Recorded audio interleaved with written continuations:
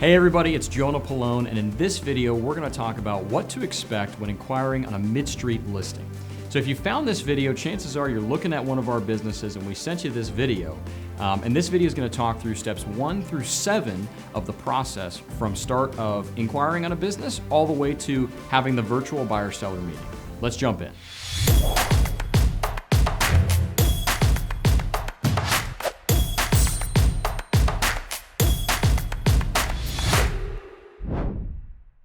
Step 1 of the process is to inquire on a mid-street listing.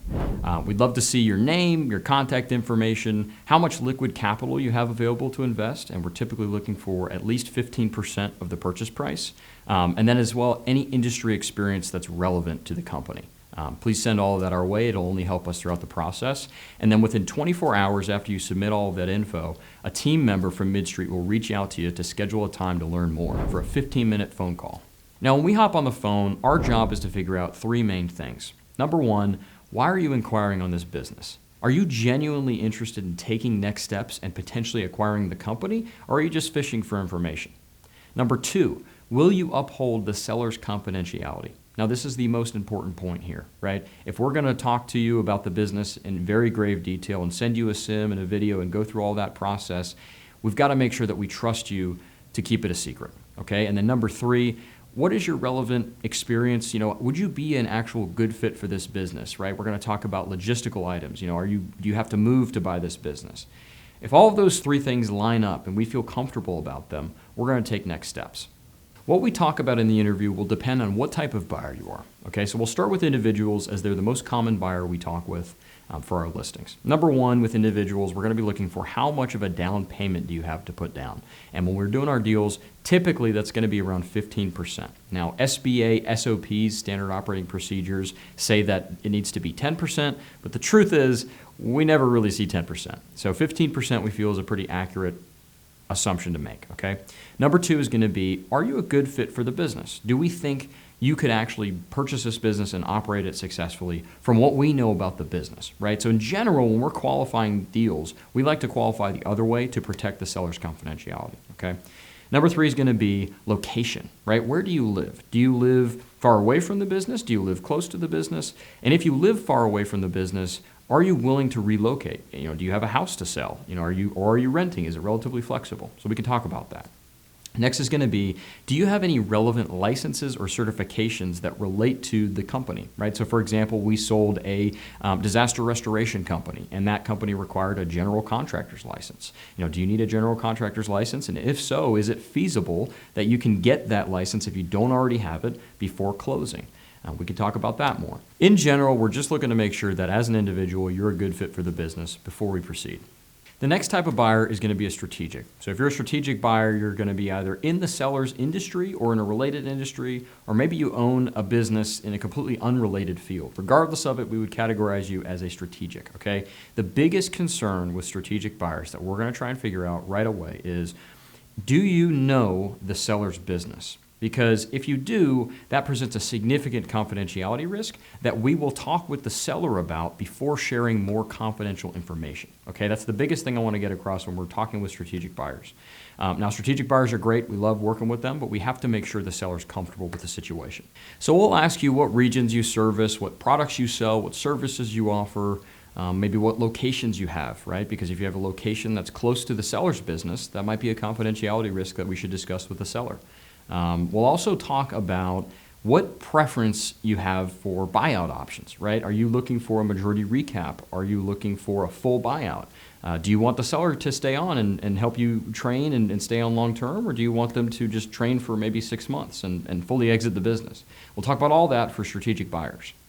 The last type of buyer we're going to talk about is a private equity group or a financial buyer. Okay, so the first question we're going to ask relating to the strategics is this a platform company or a roll-up company for you, right? Is this a foundational business that you're going to use to grow and buy other companies through, or is this going to be a roll-up company that you're buying for another business, in which case you're really classified as a strategic who's backed by a private equity group, right? So we're going to try and figure that out and learn more about the situation to protect our seller.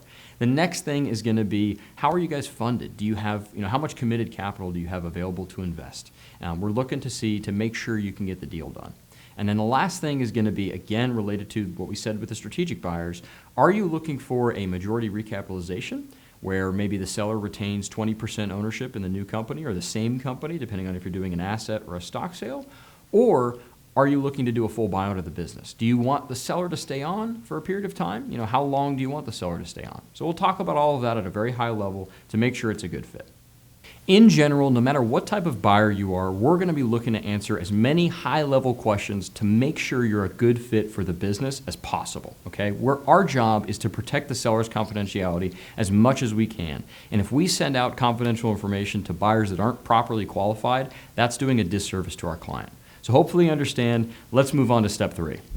So step 3 is to complete the MidStreet Forms. After our 15-minute call, assuming all goes well, we'll send you a link to the MidStreet NDA portal, where you can self-identify the type of buyer you are, okay? And all of the signing is done online. So what you'll do is you'll click the type of buyer you are, for example, individual. You'll click that, it'll send you to the NDA itself online, and you can sign everything online, okay? And we've got another video for you there that will tell you everything about that part of the process. Step 4 is the MidStreet form review. So once you've submitted all the forms, a MidStreet team member will review all the documents and make sure everything is kosher, okay? Some common reasons why buyers fail at this stage include a lack of liquid capital available for the down payment and enough post-closing liquidity, right? So earlier we referenced 15% roughly of the purchase price. Lack of industry experience, if required for that specific deal. A residence in a different state and you're not willing to relocate if it's needed for that deal. Not providing a real signature on the documents. Yes, we've seen that happen. Not uploading a driver's license. We've also seen that happen, or people upload fake photos. And having another SBA loan that would make the total loan amount over $5 million if you're an individual buyer. And then lastly, refusing to disclose information about any investors you're working with. At MidStreet, we don't do business with undisclosed principals. So step 5 is going to be to receive the confidential marketing package. Okay, so assuming everything goes well at the MidStreet form review, we'll send this package over to you, but please remember, confidentiality for the seller is extremely important. So be quiet about the sale of the company, please. And what we always tell buyers is it's actually more important for you to be quiet about the sale, because assuming you go through with the sale, you don't want word getting out without you being in control of who knows and when, right? You want to be able to tell the employees at a presentation and really think about how that happens, okay? So please be quiet and discreet with the information.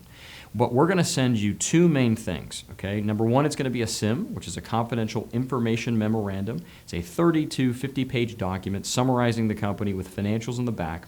We're going to also send you a marketing video, okay? This is a few minutes long. It's a high-level overview of the business visually. It's a great resource to use when you're looking at the company.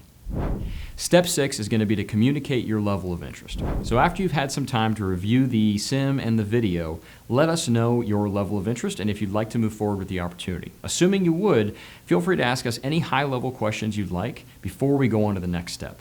Now, I will caution you on something. Some buyers ask too many questions up front. They send us a list of 30 questions about the business like we're in due diligence, quite frankly. I would not do that if I were you. If I were you, I would focus on learning more about the company, seeing if it's truly a good fit for you, and focus on building a relationship with us and the seller, because that's really the heart of it all. You feeling more comfortable with us and us feeling more comfortable with you, right? That's really how deals get done. So for the purposes of this video, the last step is going to be the virtual buyer-seller call. Okay, so this call is about an hour in length. It features an agenda I'm going to go into in a minute. And it's really the purpose of this call is to get comfortable with each other. So this call is going to have you, the seller, and us on it, okay? And the typical format of this call, it's going to start with us asking you to introduce yourself to the seller, talk through your background, any experience you have related to the company or just your experience in general, and what you plan to do with the business, or at least what you're thinking about doing. Then we'll ask the seller to do a very similar thing, talk through their background, how long they've owned the company, what they're looking to do, why they're interested in selling. Because that's probably very important to you. And then we're going to open it up to Q&A. And typically this will start with you asking any questions you have of the seller. You may have a prepared list. Maybe you sent us a list in advance. Whatever the case may be, that's how we'll start it. Then we'll open it up to buyer questions. So any questions you have, if you brought a prepared list or any questions you can think of on the spot, we'll go through and just get you as comfortable as possible with the opportunity and the seller. And then vice versa, towards the end of the call, typically the last 15 minutes, we'd like to have the seller ask you any questions that are on their mind. So again, our goal with this call is to get everyone as comfortable as possible with each other and answer as many high-level questions as we can to make sure it makes sense to move to the next step. Now, we may record the call. If we do that, it's only just to take notes. We're not going to nail you down any points you make, okay? So thank you for watching this video. I know it was a little long, but I hope it really helps you understand the MidStreet process for inquiring on a listing and getting to the stage where you're talking with the seller. So thanks so much for watching. Again, this has been Jonah Pallone with MidStreet Mergers and Acquisitions. We look forward to working with you.